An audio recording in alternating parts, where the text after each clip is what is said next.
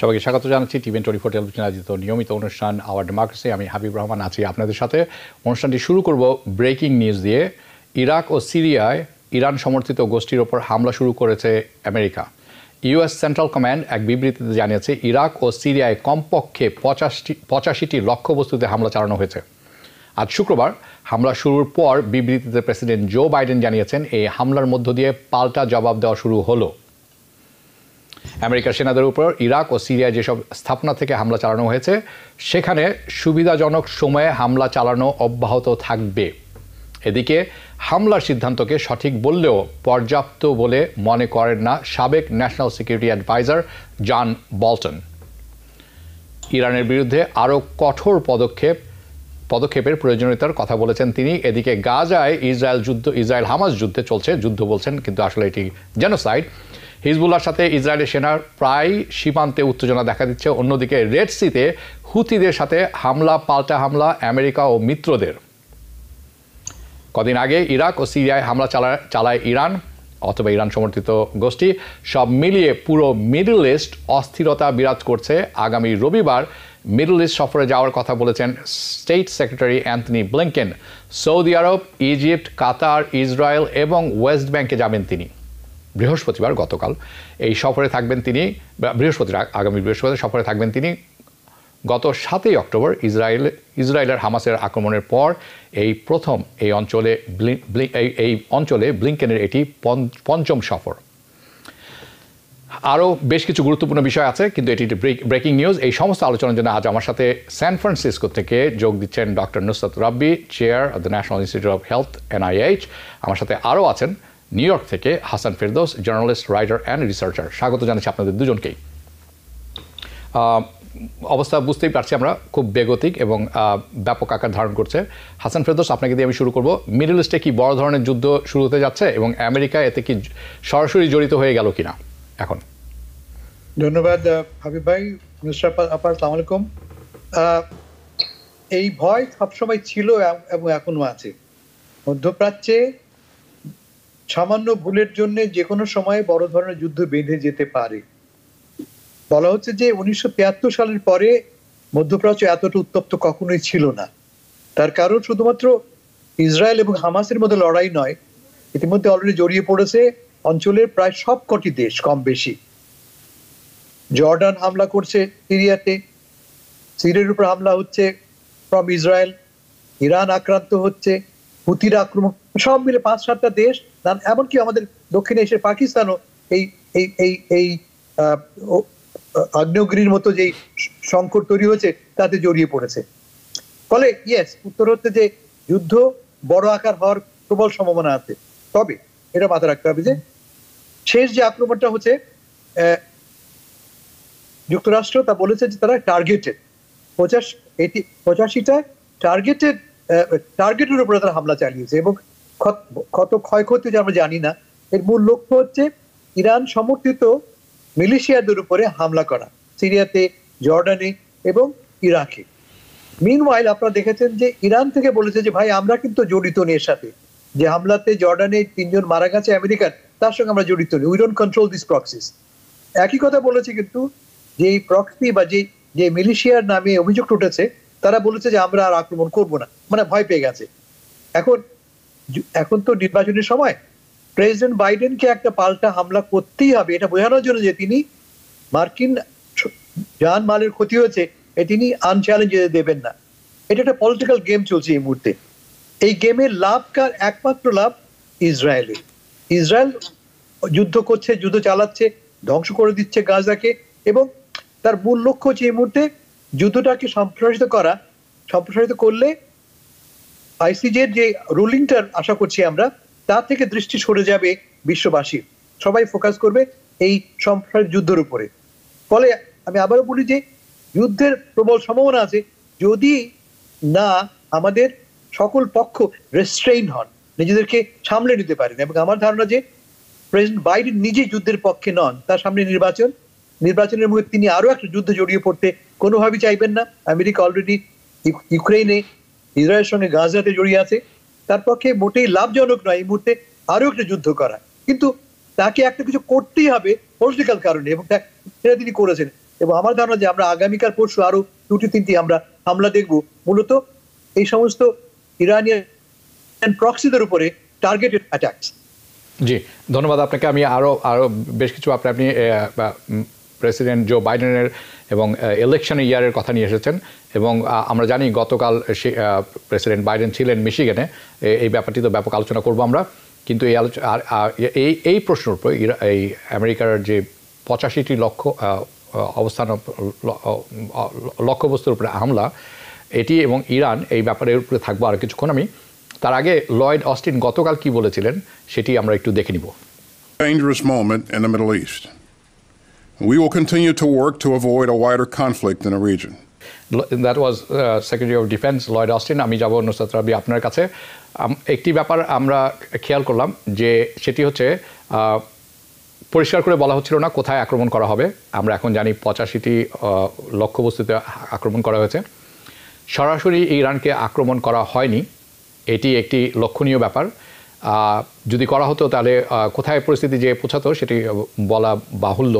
আরেকটি ব্যাপার হচ্ছে যেই সমস্যাটা নিয়ে যুদ্ধ শুরু হয়েছে সেটি হচ্ছে ইসরায়েল এবং হামাস এবং হুতি সহ অন্যান্য যারা আছেন, তারা বেসিকলি বলছেন we need a seize fire, immediate seize fire, এটি তাদের দাবি। এবং তারা গত সপ্তাহে জর্ডানে যে আমেরিকার বেস আছে সেখানে আক্রমণ করেছেন এবং সেখানে 3 জন আমেরিকান সোলজার মারা গেছেন। তারই জবাবে এখন এটি দিচ্ছেন। আমরা হাসান ফেরদৌসের কাছে শুনছিলাম যে এটি বাইডেনকে করতেই হতো, তার কারণ হচ্ছে তার পলিটিক্যাল ফিউচার জড়িত এটার সাথে, ইলেকশন ইয়ার। আরেকটি হচ্ছে ইসরায়েলের উদ্দেশ্য হচ্ছে আইসিজির যে রুলিং আছে সেটির থেকে সবার চোখ সরিয়ে এটিকে ব্যাপক আকার ধারণ করা। এখন যে অবস্থা তৈরি হয়েছে তাতে পরিস্থিতি আরও ঘোলাটেও হয়ে যেতে পারে বলে অনেকে মনে করছেন। আপনি কি তাই মনে করেন কিনা? দ্বিতীয় কথা হচ্ছে ইরানের সাথে যদি সরাসরি সংঘর্ষ শুরু হয়ে যেত তাহলে কি অবস্থা তৈরি হতো এবং কেন সেটা হলো? ভাই, আমি let's take a step back and see এই আরব এই এরিয়াটা কিন্তু একটা মনোলিথিক এরিয়া না, মানে এর মধ্যে অ্যাটলিস্ট 2টা ফেস আছে ওদের, এবং ইসরায়েল এবং ইউনাইটেড স্টেটস তাদের মিলিটারি সুপিরিয়রিটি 100 গুণেরও বেশি হবে এইসব মিলিটেন্ট গ্রুপের মানে কম্প্যারিজন। এখন আরবের একটা হলো যে আমি আরব এজ এ রিজন বলছি, হ্যাঁ, একটা হতো যে গভর্নমেন্ট যারা, তারা কিন্তু ওই আপনার ওই 1970-60-এর দশকের মতো সংহতিপূর্ণ আরব না, যে অয়েল এম্বার্গো দিয়ে আমেরিকাকে টুক ইটস টু ইটস নিজ, ওরকম না। এখন এই গভর্নমেন্টগুলো mostly pro US and because of that pro Israel, এবং ইসরায়েলের স্পেশালি ইসরায়েল যেটাতে স্পেশালাইজ করে, যেমন ধরেন এসপিওনাজ প্রোডাক্টস অ্যান্ড টুলস, এইগুলা আরব এবং সাউথ এশিয়া রেগুলারলি ইউজ করে। সব ধরনের এই গভর্নমেন্টগুলো is in very big commercial relationship with Israel. এইটা একটা ফেস মুখ চেহারা। আরেকটা হচ্ছে এই যে যারা anti government sort of pro people মিলিটেন্টস, anti government, যেখানে হামাস পড়ছে, হাজবুল্লাহ পড়ছে এবং আপনার হুতিয়েরা পড়ছে, এবং এদের মধ্যে একটা ওই যে ট্যাসিট সাপোর্টার হচ্ছে ইরান, কারণ Iran is one of the middle eastern countries যেটা ডেফিনেটলি ইউএস এর পক্ষে পড়ে না, ever since the Shah died and আপনার ওই ever since Shah was thrown out and died later, Khomeini took over, হ্যাঁ। তো এখন আমার মনে হয় যে if we step back, আমরা যদি রেশনাল, এখন এটা কিন্তু ভেরি ডিফারেন্ট দেন ইউরোপ। আপনি ধরুন ইউরোপে যদি দেখেন, ইউরোপের যদি কোনো অর্গানাইজড ভয়েস থাকতে পারে, কিন্তু ওদের আবার আরেকটা অল্টারনেট ইগো নাই যে ওখান থেকে মারতেছে, something like that. It's very distinct for Arab region, এবং আমার মনে হয় it's because of the colonization and because of the oil resource and also the clash of rich and poor in the region. হ্যাঁ, এখন government গুলা কোনোদিনই risk করবে না to go into a war with US and Israel, কারণ they have economic interests with US and Israel, এবং সেই জন্য এই মাইনরিটি এই মিলিটেন্ট গ্রুপগুলাই কিন্তু, and they will not go into war for Palestinians, which are really displaced people.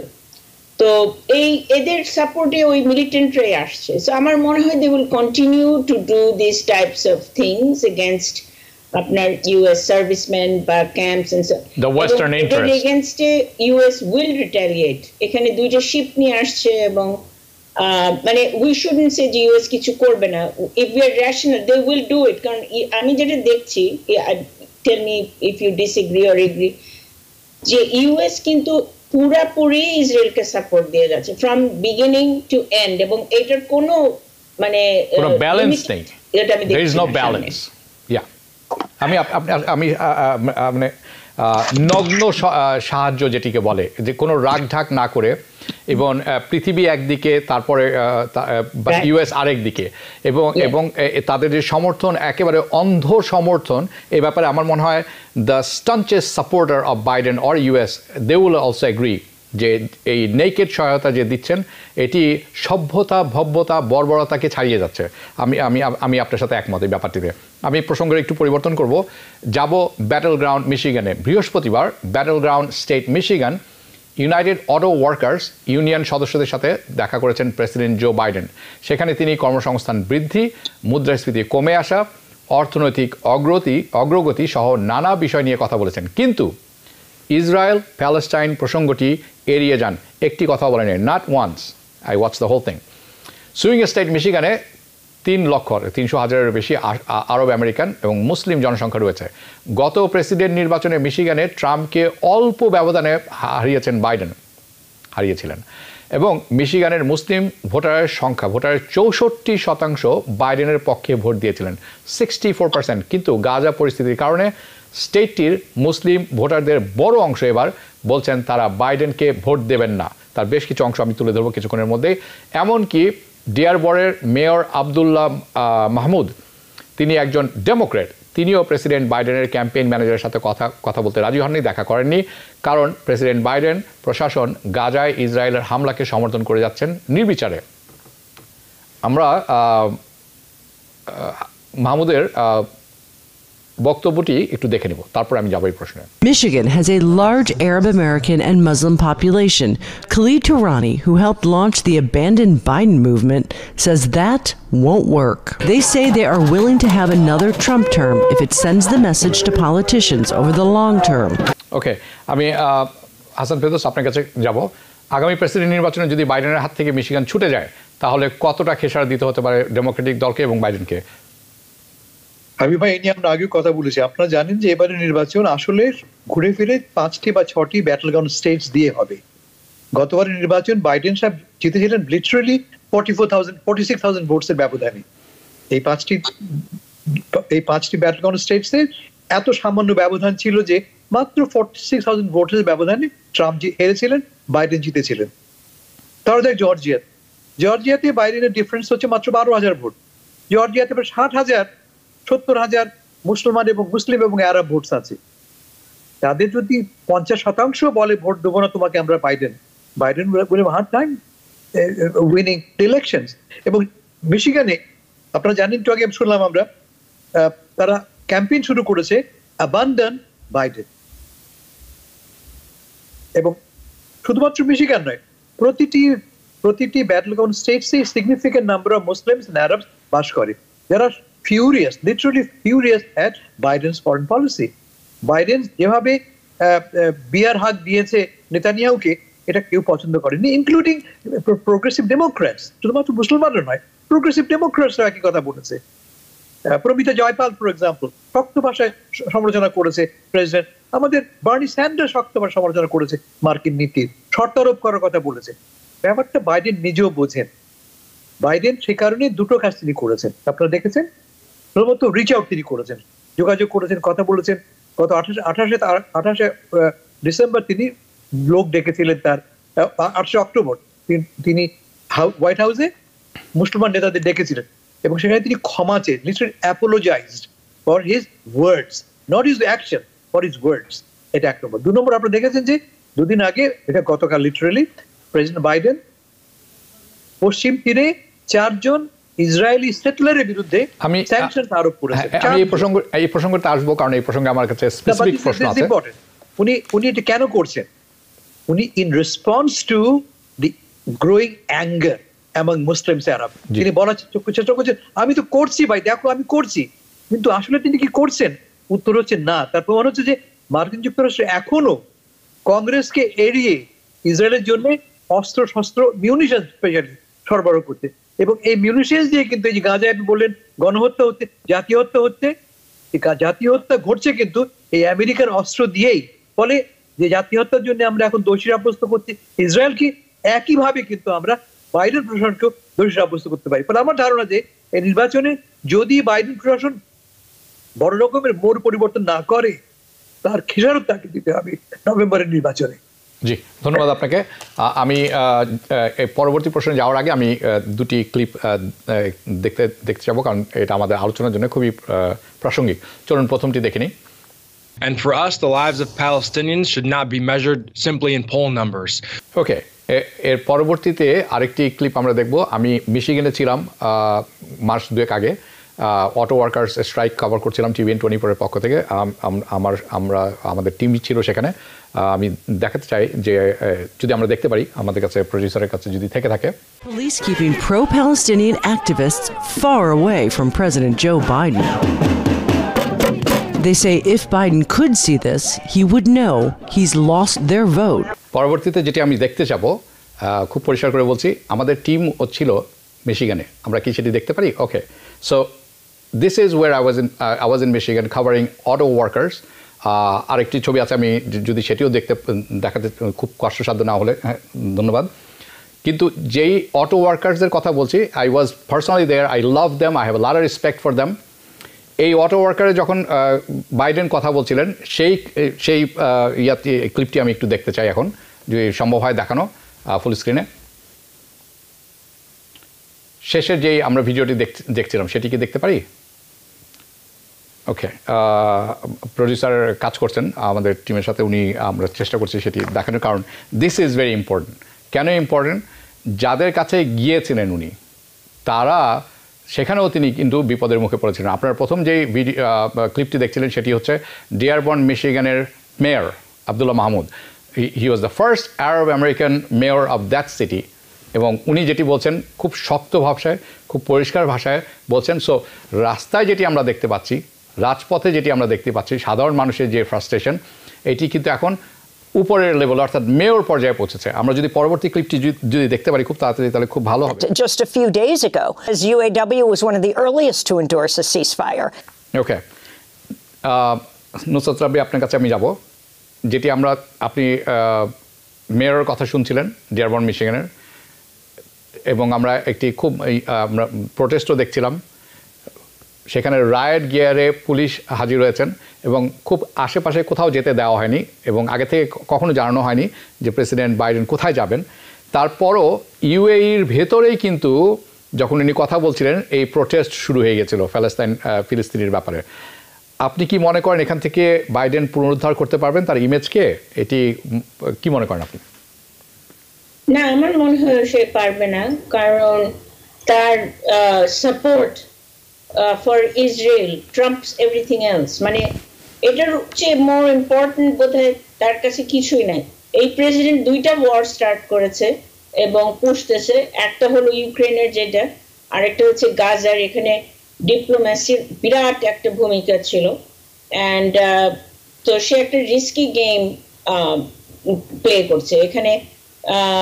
President Trump থাকলে 2টার একটাও war এখন লাগতো কিনা, ইটস ডাউটফুল। কিন্তু at least let's talk about Biden. সেই 2টা যুদ্ধ লাগিয়েছে, এবং যেটা বলছিলাম যে গাজার এটা আর একটু বড় হতে পারে ডিপেন্ডিং অন কত এই রেবেলরা আমেরিকান রিসোর্সেস অ্যাটাক করে। এবং I don't think he cares, কারণ I think that he thinks that US national interest is the same as protecting Israel, এবং সেটাই সে করে যাবে আই ফিল। মিশিগান হারালেও I think that is how he is going to say it. এবং শুধু যে আরব আমেরিকানরা প্রোটেস্ট করেছে তাও কিন্তু না। যেমন ধরেন এই সেদিন দেখলাম যে ব্ল্যাক চার্চেস, ব্ল্যাক প্যাস্টর্স তার সাথে মিট করেছে for ceasefire. So a lot of young people, young Democrats and people of color across the board কিন্তু very upset and pro ceasefire. or even more so, যেমন ধরেন প্রো পিস যেটা বললেন, এই এবং প্রোগ্রেসিভ ডেমোক্র্যাট যারা, যেমন হাসান ভাই বললেন এই জায়েদ পলের কথা, তারপরে we know the famous four and all that, তাদেরকে কোনো মানে রোলই দেওয়া হচ্ছে না ডেমোক্রেটিক পার্টিতে। So it's not just Arabs. There's a lot of other people who have told me personally, এবং পোলের পর পোল দেখা যাচ্ছে যে they are not really in favor of what Biden is doing, এই যে war strategy গুলো যে সে নিয়েছে। And I think will it cost him the election? We don't know. It depends who is running against him. তাই না? এখন যদি president Trump or ex-president Trump দ্বারা সে কি ভোট পাবে কিনা, we don't know. এবং তার বদলে যদি এমনকি নিকি হেলিও যদি দাঁড়ায়, we are really, সে তো আরো aggressive more than Trump. I mean, she wants to crush Iran and all those other countries. তো এখন কথা হলো যে it really is a choice between, আমার মনে হয় to me, between two evils, in a very two very bad evil of two choices in the lessers next election. For the presidential ticket, not for many other tickets. I agree. আমি আপনার সাথে একমত। আমি এই ব্যাপারে কোনো দ্বিমত নেই। For presidential, evil of two lessers. One lunatic, Trump, and one old guy. He is nakedly aiding genocide. So আপনি সঠিকভাবে বলেছেন। আমি এই প্রসঙ্গের উপরে থাকবো। হাসান ফেরদৌস, আপনি যাচ্ছিলেন সেখানে, আমি সেখানেই যাব। কিছুটা হলে আপনি আলোকপাত করেছিলেন। আমরা জানি গত মাসে ইসরায়েলি বাহিনীর হাতে এক প্যালেস্টাইনিয়ান আমেরিকান কিশোর নিহত হওয়ার ঘটনায় অধিকৃত ওয়েস্ট ব্যাংকে ইসরায়েলি বসতি স্থাপনাকারী 4 জনের উপর ভিসা নিষেধাজ্ঞা দিয়েছে বাইডেন প্রশাসন। আপনি যে বিষয়ে কথা বলছিলেন, এই সংক্রান্ত একটি নির্বাহী আদেশ স্বাক্ষর করেছেন প্রেসিডেন্ট বাইডেন। আমার প্রশ্ন হচ্ছে, এই 4 জনের বিরুদ্ধে এই যে নিষেধাজ্ঞা কি যায় আসে? শুধুমাত্র কি লোক দেখানো বাইডেন প্রশাসনের এই কাজ করলো, নাকি আসলে এটা সিম্বলিক করতে হবে বলে করা এই ধরনের একটি কিছু? কারণ আমরা এও জানি যে ইসরায়েলের বেশিরভাগ নাগরিক যারা স্পেশালি স্যাটেলার আছেন তারা আমেরিকারও নাগরিক। স্পষ্ট উত্তর হচ্ছে যে this is purely I wash. আমাদেরকে ভোলানোর চেষ্টা। আজকে থেকে তো আর সেটলাররা পশ্চিম তীরে এই সন্ত্রাস করছে না। পশ্চিম তীরের এলাকাটা পশ্চিম তীরে, অর্থাৎ প্যালেস্টিনিয়ানদের, সেখানেই গত 30 বছরে 7,700,000 সেটলার্স দখল করে বসে আছে। প্রতি বছরে নতুন নতুন সেটেলমেন্ট সেখানে তৈরি করা হচ্ছে, সবই ইল্লিগাল এবং সবই মার্কিন যুক্তরাষ্ট্রের নীরব সমর্থনে। পশ্চিম তীরে যে ভায়োলেন্স বাড়ছে নতুন কোনো খবর এটা নয়, আমরা জানি এটা। এখন প্রেসিডেন্ট বাইডেনকে পলিটিক্যালি হ্যান্ডেল করবার জন্য তার পলিটিক্যাল ফরচুন যুক্ত হয়ে পড়েছে আরব এবং মুসলমান ভোটারদের উপরে। তাদেরকে তিনি বোঝাতে চাইছেন যে দেখো আমি চেষ্টা করছি। তিনি কি করছেন? তিনি 4 জন সেটলারের বিরুদ্ধে স্যাংশন আরোপ করেছেন। স্যাংশন মানে তারা আমেরিকা আসতে পারবে না, ভিসা সমস্যা হবে, আমেরিকা টাকা পাঠাতে পারবে না, টাকা মানে খুবই খুবই মিনিমাম। এবং এটা নট এগেইনস্ট আমেরিকান ইসরায়েলি, শুধুমাত্র নন আমেরিকান ইসরায়েলদের ক্ষেত্রে এই স্যাংশনসটা আরোপ করা হবে, যেখানে হাজার হাজার সেটলার্স এই ভায়োলেন্সের সঙ্গে যুক্ত এবং ওপেনলি বন্দুক নিয়ে ঘুরছে, যখন তখন প্রতিদিনই ঘটনা ঘটছে। ফলে এটা লোক দেখানো শুধুমাত্র, এবং এর ফলে অবস্থার বিন্দুমাত্র পরিবর্তন হবে না। হবে খানিকটা, হয়তো হবে, বিন্দুমাত্র বলা হতে হবে, খানিকটা হবে অর্থে যারা আমেরিকায় আসতে চায় তাদের মধ্যে সংখ্যা তৈরি হবে, খানিকটা সংখ্যা তৈরি হবে, কিন্তু ভায়োলেন্স কমবে না। কারণ ভায়োলেন্সটা sanction by the Israeli state, রাষ্ট্র তার পক্ষে আছে। তার প্রমাণটা কি? যে প্রতিটি এলাকায় কিন্তু ইসরায়েলি সৈন্যরা টহল দিচ্ছে। They can easily stop them. তারা তো কোনো স্টপ করে না, উল্টো তারা অংশ নেয় এই ভায়োলেন্সে। ফলে এই ঘটনা, এই স্যাংশনস দিয়ে কিন্তু আরবদের, মুসলমানদের মন ভেজানো যাবে না। এটা 1 নম্বর। 2 নম্বর, এই যে আমরা একটু বলে যাচ্ছি জেনোসাইড, আমেরিকা চাইলে আগামীকালই তা বন্ধ করতে পারে জেনোসাইড, জাস্ট টুমরো। আমেরিকার এমন শক্তি আছে, আমেরিকা চাইলে কালকে কান ধরে নামাতে পারে ক্ষমতা থেকে নেতানিয়াহুকে। পয়সা পাচ্ছে আমেরিকা থেকে, অস্ত্র পাচ্ছে আমেরিকা থেকে, বারুদ পাচ্ছে আমেরিকা থেকে। They can stop the war tomorrow. তারা তো করছে না, কারণ আমেরিকার সাথে ইসরায়েলের সম্পর্কটা রসুনের কোয়া বলি না, রসুনের কোয়া সব এক জায়গায় জড়ো হয়েছে, রসুনের কোয়া। ফলে এই সিম্বলিক জেস্টার্স দিয়ে আমার মনে হয় না যে অবস্থার পরিবর্তন ঘটবে, অথবা প্রেসিডেন্ট বাইডেনের ভাগ্য পরিবর্তিত হবে। হাসান ফেরদৌস, আমি প্রসঙ্গক্রমে একটি কথা নিয়ে আসবো আপনার কাছে। আমরা যখন বলি স্যাটেলার ভায়োলেন্স, যারা কখনো গাজায় যায়নি বা যাননি বা চোখে দেখেননি এটি আসলে কি জিনিস বোঝা খুব দুঃসাধ্য। আপনি গাজায় গিয়েছেন, আপনি চোখে দেখেছেন, আপনি কিন্তু জানেন আমি কি বলছি। কাল যদি মনে হয় আমি ইউরোপিয়ান স্যাটেলার, আমি এবং আরেক ফিলিস্তিনির ভাষা আমার পছন্দ হয়েছে, আমি ইসরায়েলি সৈন্য সামর্থ্য সবার সমর্থন নিয়ে সেখানে যাব, বুলডোজার নিয়ে যাব, যদি আমি দখল করতে না পারি বাড়িটি, এটা গুড়িয়ে দিব, তারপর এই ল্যান্ডটি আমি নিয়ে নিব, তাই নয় কি?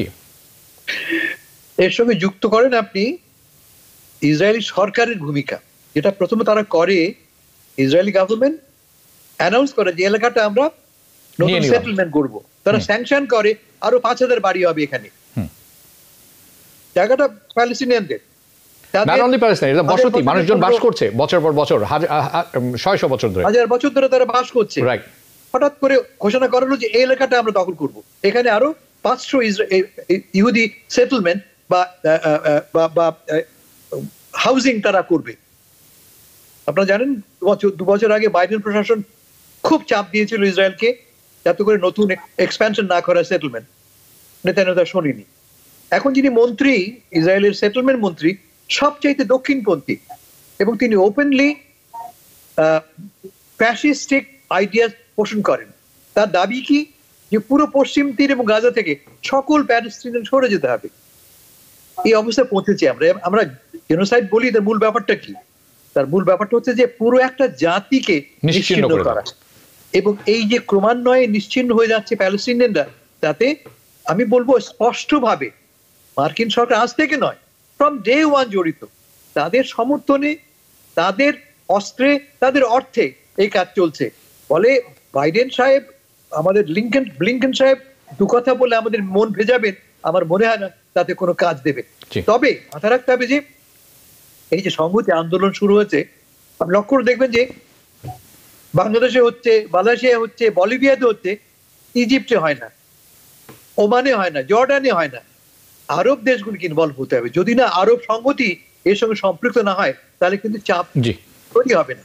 ফলে খুব জরুরি হচ্ছে যে আরবদের মধ্যে প্রবল সংহতিমূলক এই যে আমরা দেখছি যে আক্রমণ, হুতিদের আক্রমণ, হেজবুল্লাহর আক্রমণ, সবই কিন্তু সেই সংহতি প্রকাশেরই এক একটা দিক। কিন্তু আরব সরকারগুলি যা কিনা একনায়কতান্ত্রিক, যা কিনা ডেসপটিক, তারা কেউই কিন্তু এই মুহূর্তে এগিয়ে আসছে না। কারণ তাদের কাছে মূল লক্ষ্য দুটো, এক হচ্ছে ইরানকে সামলানো, আর 2 নম্বর ইসরায়েলের সঙ্গে সামরিক অর্থনৈতিক সম্পর্ক গড়ে তোলা। হ্যাঁ, কিন্তু ইসরায়েল সেটা চায় কিনা সেটা হলো বড় ব্যাপার। তারা যদি চায় যে আমরা আসলে অর্থনৈতিক প্রবৃদ্ধি চাই, শান্তি চাই, তাহলে সেটি তারা করছে না কেন? এটি একটা ব্যাপার। তার কারণ হচ্ছে জায়নিজ প্রপাগান্ডা একেবারে আলাদা। They have a different agenda, not attach to আপনি যেটি বললেন, আপনি যেটি বলেছেন ঠিক আছে, কিন্তু Zionists are very dangerous. It's very dangerous. They don't believe in these things. They want everything. Okay. Nusrat, Rabbi, আপনার কাছে যাব। টানা চতুর্থবারের মতো সুদের হার অপরিবর্তিত রেখেছে ফেডারেল রিজার্ভ। ফেডারেল রিজার্ভের চেয়ার জেরম পাওয়েল জানিয়েছেন মার্চেও সুদের হার কমানোর তেমন কোনো সম্ভাবনা নেই। জানুয়ারির জব রিপোর্ট আমরা আজ পেয়েছি, এবং আমেরিকাতে চাকরির বাজারে নতুন করে সংযুক্ত হয়েছে 3,53,000 নতুন কর্মসংস্থান। বেকারত্ব 3.7%। জব রিপোর্টের পর স্টক মার্কেট চাঙ্গা ভাব দেখা দিয়েছে। সব মিলিয়ে বলা চলে কোভিড পরবর্তীতে দেশের অর্থনৈতিক অগ্রগতির যে প্রতিশ্রুতি প্রেসিডেন্ট বাইডেন দিয়েছিলেন তার অনেকটাই পূরণ করতে পেরেছেন তিনি। কিন্তু প্রশ্ন আপনার কাছে, বিশ্বজুড়ে যে পরিস্থিতি চলছে, যুদ্ধ, অস্থিতিশীলতা, এগুলোর সাথে আমেরিকার প্রত্যক্ষ বা পরোক্ষ জড়িত থাকা এই ধারাবাহিকতায় কি শেষ পর্যন্ত অব্যাহত থাকতে পারবে বাইডেন প্রশাসন? এটি কি কোনো কাজে লাগবে? এটি কোনো প্রভাব পড়বে না অনেক নেগেটিভ বিষয়ের মধ্যে আগামী নির্বাচনের অর্থনৈতিক উন্নতির বিষয়টি নিজের প্রচারণার কতখানি কাজে লাগাতে পারবেন বলে বাইডেন বলে মনে করেন আপনি? হ্যাঁ, ভেরি ইম্পর্টেন্ট কোশ্চেন। আমি আপনাকে just a second, I want to go back to the last topic to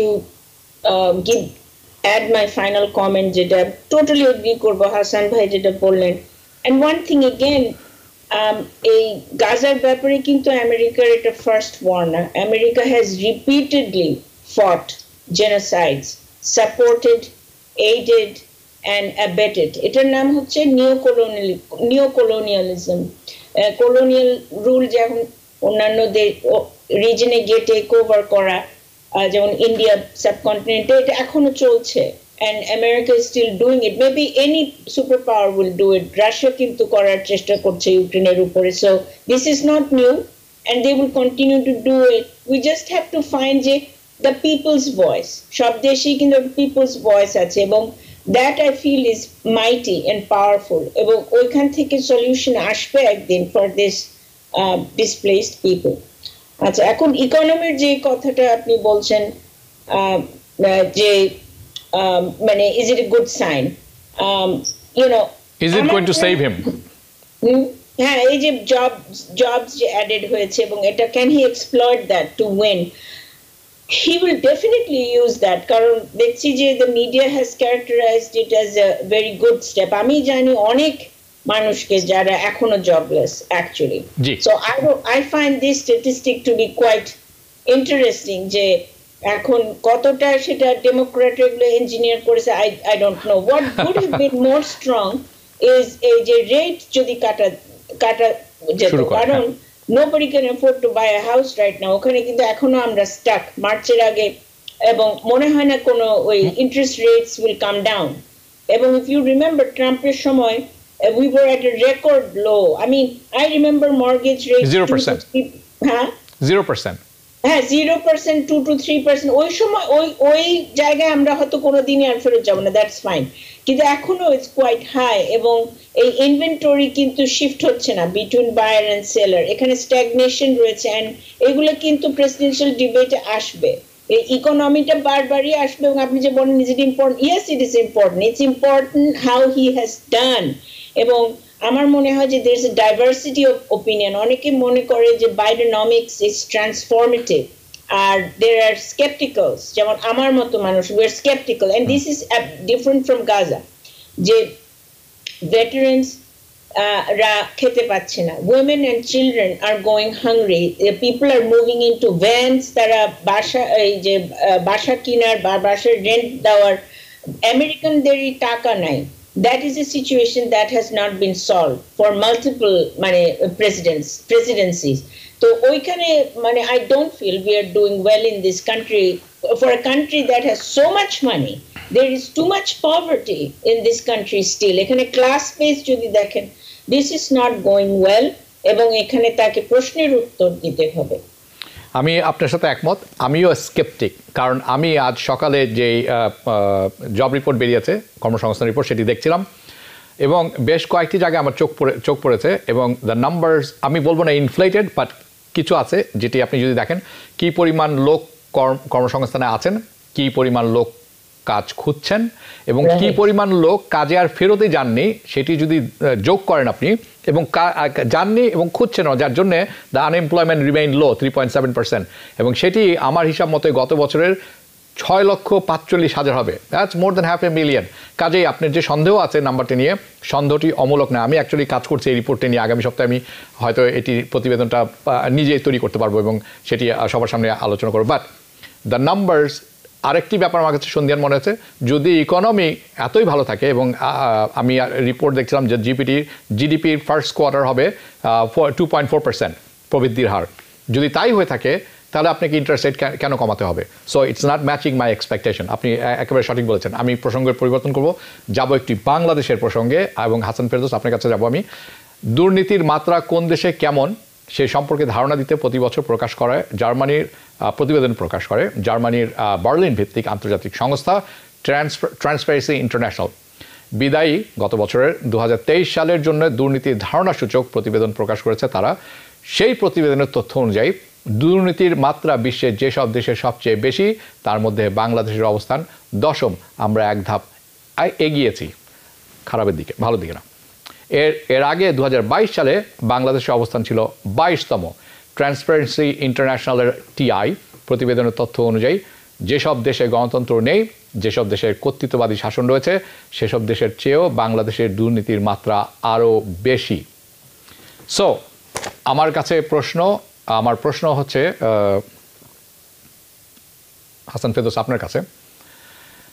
আমরা তো উন্নতি শুনছি ব্যাপক হারে, গণতন্ত্র শুনছি ব্যাপক হারে, ইনফ্রাস্ট্রাকচার উন্নতি ব্যাপক হারে, আমাদের মাথাপিছু আয় বেড়েছে ব্যাপক হারে। আমরা বলতে বাংলাদেশের বিভিন্ন সরকারি সংস্থা থেকে শোনা যায়, মন্ত্রী মিনিস্টার বলে থাকেন যে বাংলাদেশ খুব শীঘ্রই সিঙ্গাপুর হয়ে যাবে, কিন্তু দুর্নীতিতে আমরা কিন্তু সবাইকে ছাড়িয়ে যাচ্ছি ক্রমাগতভাবে। অনেকে মনে করেছিলেন একটি স্থিতিশীল গভর্নমেন্ট থাকলে, সরকার থাকলে এইটি পরিস্থিতি সামাল দেওয়া যাবে, কিন্তু বাস্তব বলছে ভিন্ন কথা। কেন?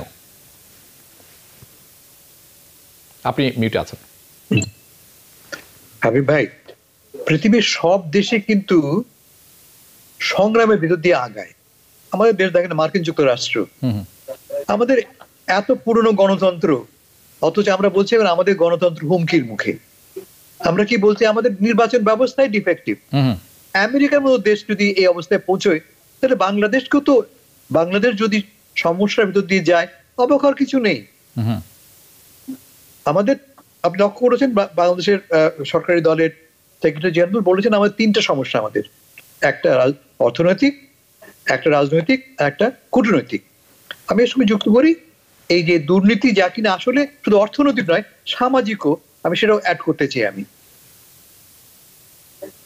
আমাদের এটা আজকের ব্যাপার নয়, আমাদের শুরু থেকেই, গোড়া থেকে আমাদের অর্থনীতিটা দুর্নীতিগ্রস্ত, এবং আমরা মোটামুটি মেনে নিয়েছি যে এটি আমাদের নিয়তি। বিল দিতে যাব, 10 টাকা না দিলে বিল দিতে পারবো না। ব্যাংক অ্যাকাউন্ট ওপেন করতে যাব, টেবিলের তল থেকে 20 টাকা 500 টাকা পৌঁছে দিতে হবে। আপনি আইডি করবেন, ন্যাশনাল আইডি করবেন, 1000-5 টাকা না দিলে আপনার ধরে নিয়েছি আমরা। This is our system. Unfortunately ফাইটটা হতে হবে দু রকমের, একটা পলিটিক্যাল, একটা সোশ্যাল। সোশ্যাল ফাইটটা আমরা করছি না। আমরা যারা সোশ্যাল ফাইট করতে পারতাম, আমরা মেনে নিয়েছি এটি আমাদের ভবিতব্য, এটি আমাদের নিয়তি। কেমন এইটি এই অবস্থাটা বদলাতে হবে, আমাদেরকে এনগেজ হতে হবে ফাইটটা করবার জন্য। ধরো যাকে নির্বাচন হয়ে গেল, আমাদের ভয়েসটা কোথায়? কোনো একটি ইস্যুতে আমাদের ভয়েস তো নেই। সব সিদ্ধান্তগুলি তো শেষ হচ্ছে, শুরু হচ্ছে ওপর থেকে, তারাই চাপিয়ে দিচ্ছে সমাধান। আমাদেরকে পলিটিক্যালি, সোশ্যালি এনগেজ হতে হবে, এটা একটা ব্যাপার। আর 2 নম্বর, আমি মনে করি যে নতুন যে সরকার হয়েছে, সরকার প্রধান প্রথম দিন ঘোষণা করেছেন জিরো টলারেন্স। এটি যে শুধু কথার কথা নয়, সেটা ব্যাপারটা তাকে বারবার মনে করে দায়িত্ব আপনার, আমার, প্রত্যেকের, যারা আমরা মিডিয়ার সঙ্গে জড়িত। এটা আমার দায়িত্ব আমাদের, যে আপা, মাননীয় প্রধানমন্ত্রী, আপনি এই কথা বলেছেন, আপনি কি আপনার কথা পালন করছেন? এবং অন্যথায় আমরা এগোবো না। শেষ কথা বলি আমি, হাবিব ভাই, আমরা দরিদ্র। আমি যখন এই দেশে আসি, আমাদের 3টা প্রবলেম ছিল, আমি বলি 3 দয়ের সমস্যা। এক হচ্ছে দারিদ্র, দুর্যোগ আর দুর্নীতি। আমরা দারিদ্র থেকে অনেকটা উঠে এসছি, আমরা দুর্যোগ পেরিয়ে এসছি আমরা। এখন আমাদের রিমেইনিং প্রবলেম হচ্ছে দুর্নীতি। এবং আমার বিশ্বাস যে বাংলাদেশ যেভাবে সংগ্রাম করে এগুচ্ছে, যেভাবে প্রতিদিন এগুচ্ছে বাংলাদেশ একদিন, ইমিডিয়েটলি হয়তো নয়, একদিন দুর্নীতিকে অতিক্রম করতে পারে। তবে সেজন্য কি প্রয়োজন? এক নম্বর, আমি আগে বললাম, আমাদের সুশীল সমাজের, নাগরিক সমাজের অংশগ্রহণ 1 নম্বর। 2 নম্বর, কনস্ট্যান্ট একটা ভিজিলেন্স, যে কাজটা আপনি করতে পারেন, আমি করতে পারি, মিডিয়া রিপ্রেজেন্টেটিভ, ভিজিলেন্স, সজাগ থাকা। এই ভুল হচ্ছে। আমার ধারণা যে বাংলাদেশ মিডিয়া একটা ওয়ান্ডারফুল রোল প্লে করতে, এই ক্ষেত্রে আমরা দুর্বল, বাট স্টিল আমরা একটা চেষ্টা করছি সরকারি নিয়ন্ত্রণ অতিক্রম করে তথ্যগুলি প্রকাশ করতে। ফলে আমি হতাশ হতে রাজি নই। I am not giving up. আমি মনে করি বাংলাদেশ তার যে বর্তমান সংকট আছে তাকে উত্তরণ করবে, এবং দুর্নীতিকেও সে। আমি খুব আনন্দিত যে আপনার মতো লোক আছেন যারা আশা ছেড়ে দিতে রাজি নন। এরকম এটি একটি শুভ জিনিস, একটি ভালো জিনিস। হাবিব ভাই, এই বাংলাদেশকে 50 বছর আগে কি বলা হয়েছিল? তলাহীন ঝুড়ি। না, আমি বাংলাদেশ আজ কোথায় পৌঁছেছে? বলে আমাদের সাফল্যকে ছোট করবেন না, আমাদের খামতি আছে। আমাদের খামতির অভাব নেই, ফাইট করবার প্রবণতা আছে আমাদের অলসো স্ট্রেংথটা আছে ফাইট করবার। আসুন ফাইটটা করি। না আমি আপনার সাথে একমত, দুটি জায়গায় দ্বিমত। আপনি 3 দয়ের কথা বলেছেন, দারিদ্রতা, দুর্যোগ এবং দুর্নীতি। আমি 3 দয়ের সাথে একমত, কিন্তু আমি শব্দটি পাল্টিয়ে দিচ্ছি, দুর্নীতি, দুর্নীতি অ্যান্ড দুর্নীতি, 3টি দ। সেটি ঠিক আছে, আমি আপনার সাথে এই ব্যাপারে প্রথমটাতে দ্বিমত, প্রথমটাতে একমত, দ্বিতীয়টাতে দ্বিমত পোষণ করলাম। আরেকটি ব্যাপার খুব কাজের জায়গায় আছে, কিন্তু এটা করার মতো পরিবেশ এখন নেই, সেটি হচ্ছে সোশ্যালি অ্যাওয়ার। আপনি একটি সমস্যা হয়ে দাঁড়িয়েছে, আপনি যদি মুখ খুলে কোনো কথা বলেন, সেটি যদি কোনো ক্রমে সরকারের বিপক্ষে চলে যায়। আমি নুসরাত আব্বি, ওনাকে খুব ভালো মতো চিনি, আমি বুকে হাত দিয়ে জোর গলায় বলতে পারবো, যদি কোনো কারণে আপনার কথা যত ভালোই হোক না কেন সমাজের জন্য, দেশের জন্য, কোনো কারণে যদি ভালো না লাগে, যারা উপরে আছেন, আপনি যে কথা বলছেন উপর থেকে আসছে, উপরে যাদের আছে ভালো না লাগে, তাহলে আপনার কিন্তু টিকে থাকাই মুশকিল হয়ে যাবে। কাজে ওই পরিস্থিতি তৈরি করাটা খুব চ্যালেঞ্জিং, এবং সেটি কবে তৈরি হবে আমি জানি না, কিন্তু তৈরি হবে বলে আমি আশা করি। আমিও আশাবাদী লোকের দল আপনার মতো। কাজে আজকে সময় শেষ হয়ে গেছে, আপনাদের দুজনের কাছ থেকে আমার বিদায় নিতে হচ্ছে। অনেক বিষয় ছিল আলাপ করার, থেকে গেল, হয়তো পরবর্তীতে আলাপ করব। আপনারা দুজনেই ভালো থাকবেন, বিদায় নিচ্ছি আপনাদের দুজনের কাছ থেকে।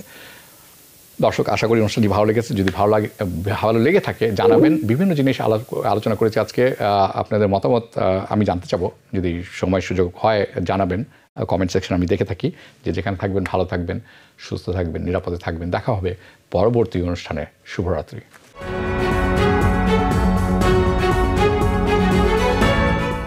TBN 24 টেলিভিশন দেখতে আজই কল করুন 7187776556। লগ ইন করুন www.totalcablebd.com।